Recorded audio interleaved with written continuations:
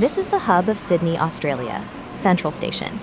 These platforms serve the suburban rail network, and next to the platforms where trains head toward the city circle loop, there are platforms where trains depart and terminate at this station.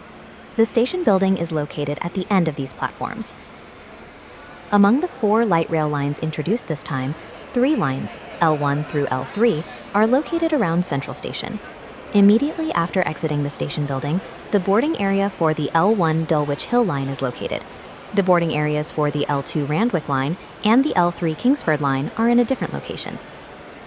This is the boarding area for L1.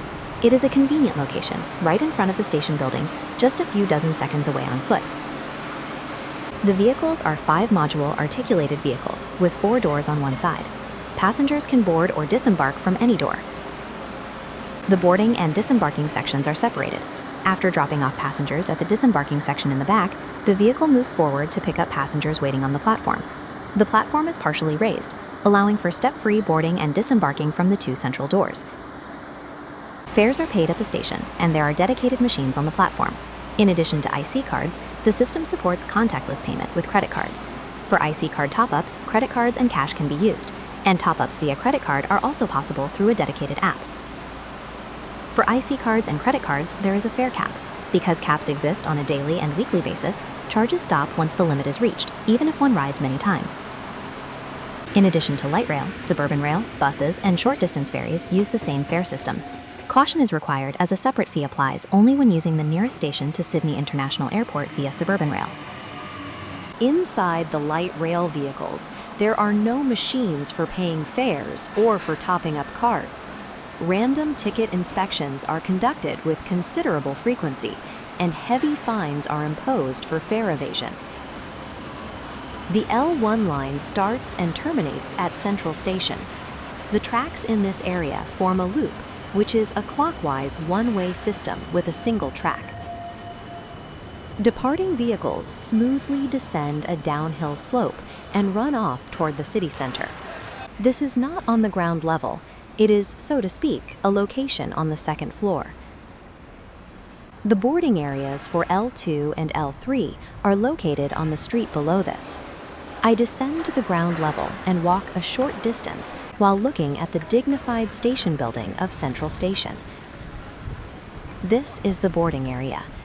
While the L1 vehicles had many red parts at the front, these vehicles have many black parts. Not only is the coloring different, but the vehicles themselves are also distinct. These vehicles have a total length of 33 meters, 108 feet per unit. Because total length is basically limited to within 30 meters, 100 feet, under the Railway Act in Japan, they are different from the start. Furthermore, 2 of these units are coupled together. Coupling 2 units results in a length of nearly 70 meters, 230 feet, which is an extraordinary length unthinkable in Japan. While the front unit has only modest advertisements next to the doors, the rear unit has a full body wrap advertisement covering almost the entire body, which has a strong impact. Most L2 and L3 vehicles have full body wrap advertisements, and units with plain paint are very few. To allow for smooth turns even at sharp curves, the coupling sections between units are made longer. Because of the 70 meters, 230 feet total length, some people apparently find it tedious to walk around the front or back of the train, so there are also no entry signs. At the L2 and L3 boarding areas, there are also machines to tap IC cards or top them up, and the boarding method is the same as L1. On the other hand, it is standard for trains to couple 2 units, and the operation of only 1 unit is basically not seen. The vehicles are also different from those of L1, and their operations are separated. I will explain the origins of the 4 lines, including L4, which is located a short distance away from Sydney. These are the locations of L1 through L4. Only L4 is located in a city called Parramatta to the west of Sydney. First, this is the route map for L1 through L3. L2 and L3 run on the same tracks in the city center. There are locations where L1 intersects with L2 and L3, but there are no trains that travel between the 2. The first to open was L1, with the first section opening in 1997 and the entire line opening in 2014. 5 years after the full opening of L1, L2 opened in 2019, and L3 opened in 2020. The L4 line, which is not in this diagram, is independent of the other three systems. It opened in December 2024, and only a little over a year has passed. Parramatta is positioned importantly in the state government's urban planning, and the business district in the centre is also called Sydney's second city centre. L1, L2/L3, and L4 each have different origins. L1, which opened first, was not merely the establishment of a new railway, but a project that combined the reuse of industrial heritage that had fulfilled its role with urban redevelopment. Most of L1 utilizes the site of a freight line completed in 1922. This freight line was a major artery for transporting goods from the suburbs to ports and warehouses. That port is here, Darling Harbour. To avoid congestion in the city, grade separations such as tunnels and viaducts were created, and gradients and curves were made gentle so that freight trains could run smoothly. In the 1980s, Sydney's port functions moved to a more modern port, and Darling Harbour ended its role as an industrial zone.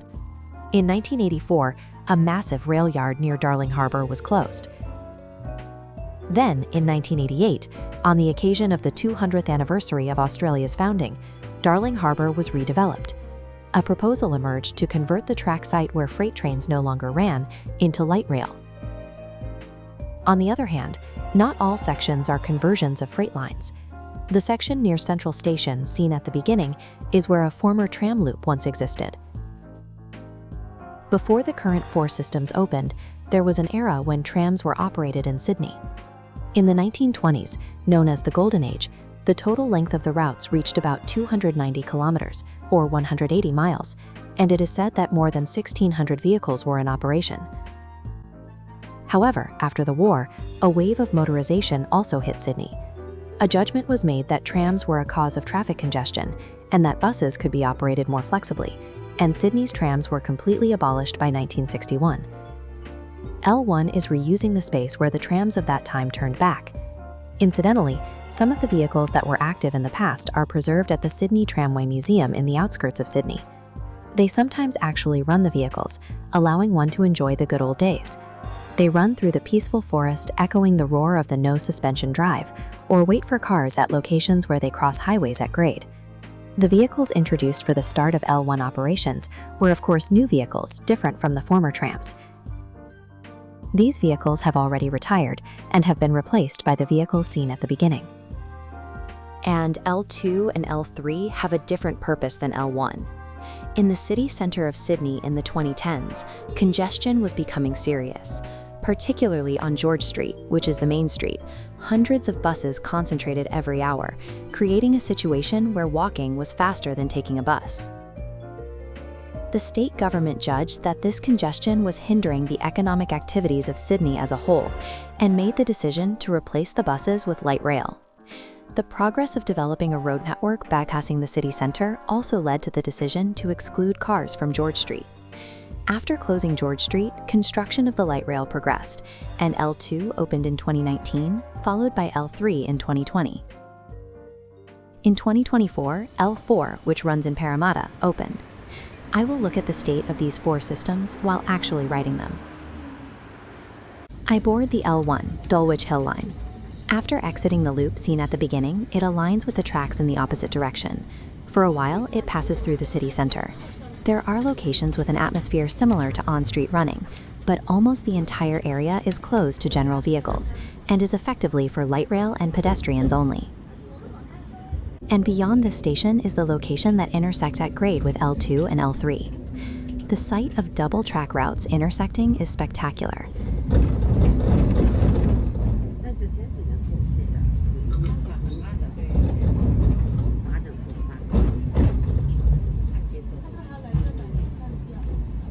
When a train of one system is running, the train of the other system is held back. Although operation efficiency decreases, it is an unavoidable situation. Not only do the tracks intersect here, but there are also tracks connecting them. However, as mentioned earlier, the vehicles for L1 and L2, L3 are separated. Many people gather around the light rail boarding areas, and I can feel that the opening of light rail has changed transport in Sydney. However, such sections end after about 500 meters. From here, I enter the section that reused the freight track site all the way to the terminus. The freight line originally branched south of Central Station and connected to the port area.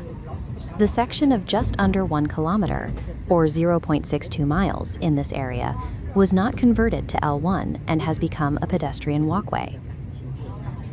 While the walkway is developed for easy walking, the freight line rails remain in various places, and equipment such as points also remains quite well. Peering into the bushes, there are places where old rails can be glimpsed. Further ahead, a freight line steel bridge has been entirely converted into a pedestrian walkway. At the foot of the bridge, there are photographs and descriptions from when the freight line was active. Beyond this bridge, a section of single track remains in the middle of the walkway. It is a valley-like location behind buildings, and a unique atmosphere drifts through. The part that converted the track site ends further ahead. The area inside this temporary enclosure can be glimpsed through a gap, but further back, a plywood enclosure is provided, and the state under the building is not clearly visible. The L1 route plan, which kept initial investment low by utilizing facilities of the freight line and former trams, is also reflected in the operation form. L1 was originally owned and operated by a private company rather than the government. This was because the government avoided the risk of building the light rail itself and left the construction and operation to the private sector. As a result, disadvantages such as the fare system being different from other transport modes were born. In preparation for the construction of L2 and L3, the state government acquired the operating company in 2012. This was because it was necessary to integrate it into the same network as other transport modes, such as through the introduction of IC cards. The area around Darling Harbour has been completely redeveloped, and convention centers and other facilities stand there. And this is the station where many people board and disembark as the nearest stop to Darling Harbour. Since the tracks were originally for freight trains that were weak against gradients, this area is a tunnel, and this station is also underground. Locations that converted freight line tunnels and locations that were renovated because a new building was constructed above are mixed. On this opposite side, there is the sidewall of a tunnel from the freight line era. Rather than a wall, it feels like the bedrock has been left as it was carved. The underground of Sydney is made of a hard layer of sandstone called Sydney sandstone. When the freight line was constructed in the 1920s, the bedrock was so firm that it was judged there was no danger of collapse, even without reinforcing the inner walls with concrete or bricks, leaving the bedrock exposed. Walking a short distance from the station, I arrive at a bridge crossing the bay. Construction of a new building is progressing near the bridge, and redevelopment is still continuing. Port functions have not been completely lost, and I can see yachts and boats moored there. And on this bridge, a trace that looks like it was filled with asphalt continues in the center. This is the trace of the bridge piers for the Sydney Monorail, which operated until 2013. The Sydney Monorail was a 3.6 kilometer, 2.23 miles, line passing through the city center of Sydney. Due to narrow roads and other factors, the entire line was a single track with a counterclockwise one-way system.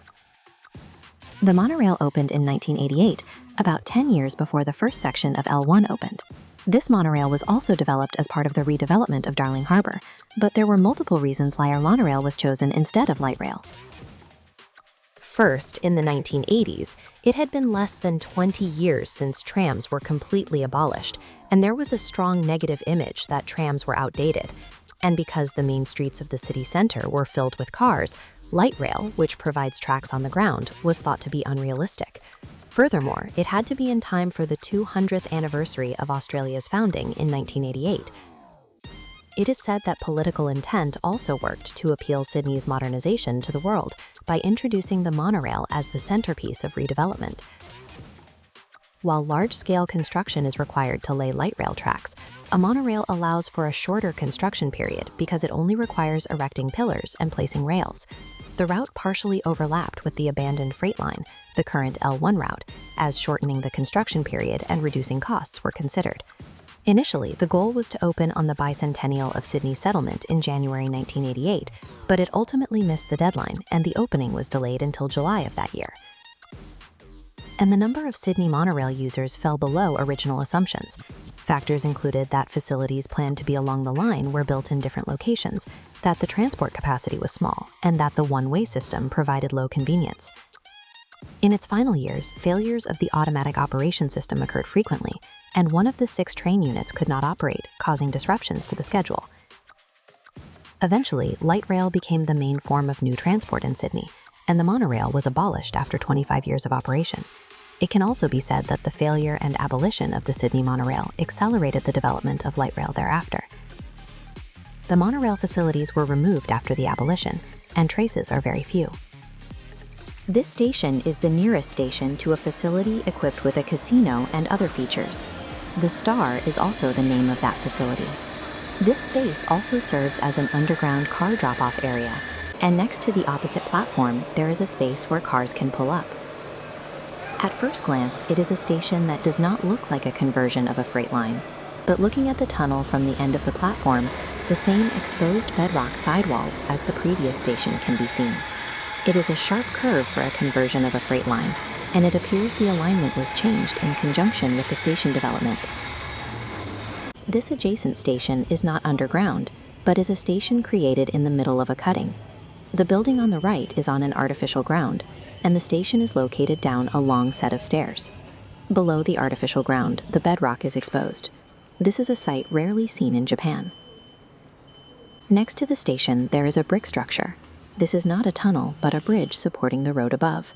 In the foreground, there is also something like a coat of arms. Being a conversion of a freight line, the facilities have room to spare, and the sight of small light rail vehicles running through a deserted cutting is quite surreal. There is also something like this between the adjacent stations. A tunnel exists at the bottom of an exposed bedrock cliff several dozen meters high, and light rail vehicles emerge. This area is away from the redevelopment zone, and it is a site like a local line running through trees. This is the location of the L1 maintenance depot. It is away from the city center, and high-rise buildings can be seen quite far away. Although L1 vehicles are basically stationed here, L2 and L3 vehicles can also be glimpsed. I proceed through the section of L1 that opened last. Near the previous station, there is a cutting made by carving bedrock.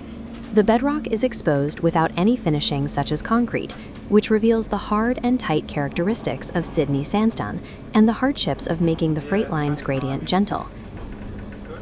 The curves are also relatively gentle, and the distance between stations is long, so it gains considerable speed in the middle. Because peaceful scenery also expands along the line, it feels more like a suburban rail than light rail. The areas along the line are popular residential areas even in Sydney, but a challenge was the heavy congestion on roads heading toward the city center and the extremely low punctuality of buses. The freight trains were abolished in 2008, and the prospect of converting the tracks was established, realizing an extension in a form that kept the trouble of land acquisition low. The train arrives at the terminus. Due to land issues, only the area near the station is a single track. Here, it is possible to transfer to suburban rail. However, at the suburban rail station, a plan to convert the existing line into the latest automated subway is progressing, and train operations have been suspended since around 2024. Rail replacement, signal system updates, and the installation of platform screen doors are progressing.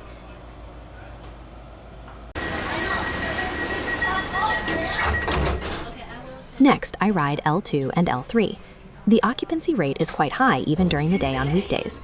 Similar to the L1 vehicles, the layout is basic, with doors and standing space in the cars with bogies, and transverse seats arranged above the bogies. From the area intersecting with L1 to the terminus is the section passing through George Street, which used to be heavily congested. In conjunction with the light rail development, general vehicles became unable to pass, and it is for light rail and pedestrians only. Transport police vehicles often run and perform patrols. Such sections continue for a total length of 2 kilometers, 1.24 miles. Many benches are placed along the tracks, allowing one to relax while watching the light rail. Not only inside the light rail vehicles, but also along the line, the bustle never ceases, even during the day.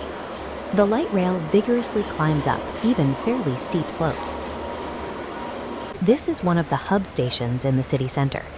Because it is possible to transfer to the subway as well, it is crowded throughout the day. And it is also a station that speaks of the specialty of the L2 and L3 vehicles. The train crosses the main street and runs through composedly. To secure punctuality, the signals are controlled to prioritize the light rail. It can run smoothly without being held back by waiting for signals. To make this system work effectively, it is necessary to prevent the number of light rail trains from increasing excessively. This is because if the number of light rail trains increases too much, the intersection becomes like a railroad crossing that never opens. Operation with vehicles nearly 70 meters, 230 feet long, made by coupling two units, allows for transporting many passengers with a small number of trains, and also has great benefits regarding road traffic. And on these vehicles, the pantographs are not raised, and there are no overhead wires. In a section of about 1.6 kilometers, 1 mile, on the north side of L2 and L3, a special power collection method is adopted. That is the method of collecting electricity from members located between the rails. The purpose is to secure an environment without overhead wires to protect the scenery of the city center. Since the members carrying electricity only conduct while a vehicle is directly above, it is a safe design with no risk of electric shock. At the boundary between sections with different power collection methods, the stopping time is slightly longer to raise or lower the pantographs.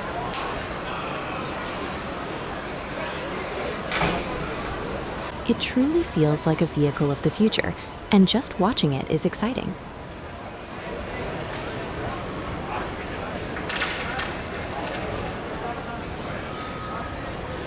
The number of people walking is greater than in the previous section, and the city is full of vitality. After the light rail runs off, many people cross the tracks. It is a sight that could not have been imagined when George Street was overflowing with cars, and I can feel that the city of Sydney has changed greatly.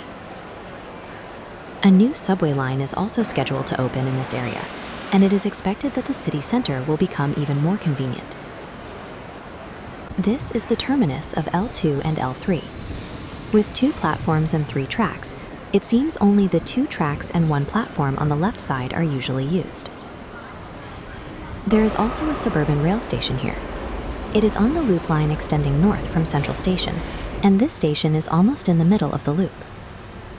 While all other intermediate stations are underground, only this station is an elevated station, with a road attached to the upper level. This is the driver's cab, which I had not yet looked at closely. There is no dedicated door, and entry and exit are made from the passenger cabin. The driver's seat is in the center of the car body, providing good visibility and appearing easy to drive. There is only one handle on the left. There is also an armrest, allowing for easy driving in a natural posture. Doors do not open automatically. Passengers push a button to open them.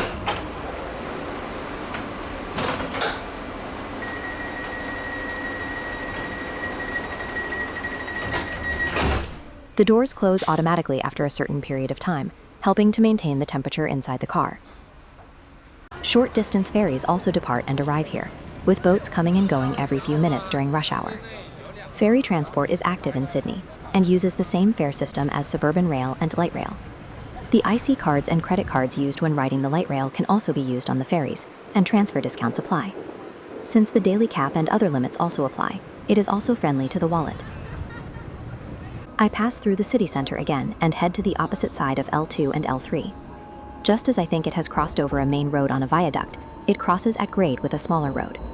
Then it enters a tunnel, which is a dynamic alignment. This area is not a conversion of a freight line. Since the tunnel was also newly excavated, the side walls are reinforced with concrete like a subway tunnel. On the L2 route, there is also a location that crosses a main street diagonally. While signal control prioritizing the light rail is performed just like in the city center, the road signal turns green immediately after the light rail passes, showing consideration for cars as well. I arrive at the terminus of L2. The tracks that branched from L3 do not separate very far and reach the terminus in about 3 kilometers, 1.86 miles. In this area, the light rail runs in the middle of the road. Except at intersections, there are protrusions on both sides of the tracks, to guard against cars running on the tracks. The light rail vehicles smoothly run up gradients steeper than those in the city center. There are hospitals, universities, and a racecourse along the line, and L2 and L3 are important means of transport for those facilities. In the past, the main streets were congested with buses from this area to the city center. By changing the transport system to have passengers transfer from buses to light rail here, a large number of buses no longer flow into the city center, allowing for efficient passenger transport. There was a plan to extend L2 much further, but it stopped at this station, where demand is certain. I transfer to L3. Compared to L2, L3 has a longer section running in the middle of a main street. The curbs next to the tracks are also higher than those of L2, serving a larger role in guarding against cars. Beyond the left curve is the terminus of L3. Before the station, the interval between the inbound and outbound tracks widens, and a bus-only lane enters between them. This station has 2 platforms and 2 tracks. By making the inside of the platforms bus boarding areas, it is possible to have a cross-platform transfer between light rail and buses. In Australia, cars drive on the left, just like in Japan, and since bus doors are only on the left side, the bus-only lane is arranged to cut in between the light rail tracks. Buses for various directions depart and arrive here, and buses come every few minutes, even during the day. This station is the only one on the Sydney Light Rail that has such an orderly transfer hub. While the L2 terminus feels as if it was successfully fitted into the existing city, the L3 terminus is a facility emphasizing functionality with a focus on bus connections. Previously, buses from southeast Sydney to the city center caused congestion, but now many routes connect with light rail here, reducing the number of buses to the city center. The light rail arriving at this station becomes an out-of-service train and turns back at a reversal siding beyond the station. By doing this, the platforms for terminating and departing trains can be completely separated, making the transfer between light rail and buses smooth. Finally, I move to Parramatta Station via suburban rail and board the L4 Parramatta Light Rail. As it is positioned as a hub in Western Sydney, there are many boarding areas, and it is full of vitality from the morning. The L4 boarding area is located about a 2-minute walk from the suburban rail station. This unit consists of 7 cars, which is more cars than other systems. The total length is 45 meters, 150 feet, and it operates as a single unit.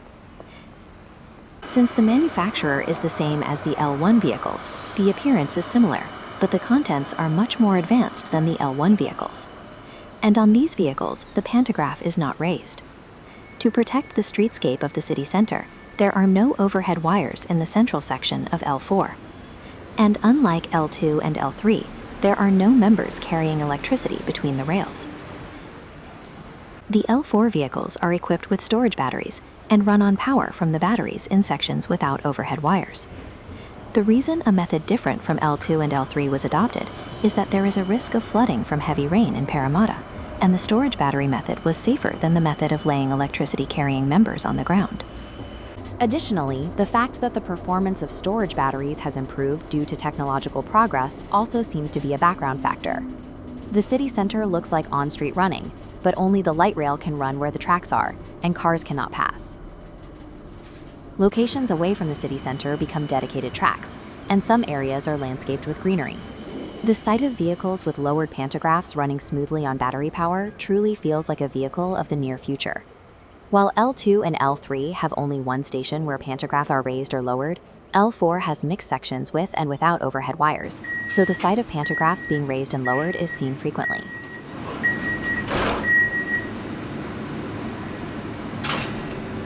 Sections utilizing existing tracks also exist on L4, and it runs at speed on the east side of the route. Because a passenger line rather than a freight line was converted, the gradients are a bit steep, but the state-of-the-art light rail runs at considerable speed. And L4 has further extension plans.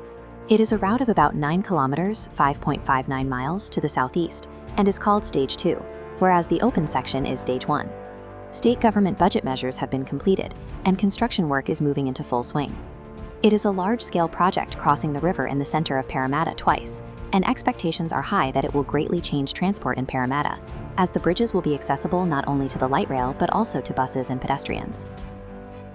Additionally, a subway station is also scheduled to open in Parramatta, and there is a large construction yard on the north side of the light rail station. This route is scheduled to adopt the state-of-the-art automated operation system currently in use in the city centre.